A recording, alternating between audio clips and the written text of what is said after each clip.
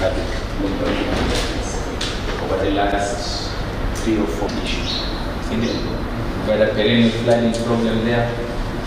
The citizens have, through our engagements with Kura, who are the owners of that road, put the programs and the vision and the policy that let them understand that these lights are there for their own benefit. Sisi hatukatai kwa wananchi wasifanye biashara, lakini tukigeuza barabara na sehemu za watu kutembea kuwa ndio soko ya kuuza vitu, basi itakuwa ni vigumu hata watoto wadogo wale wanaoenda shule asubuhi kuweza kutembea.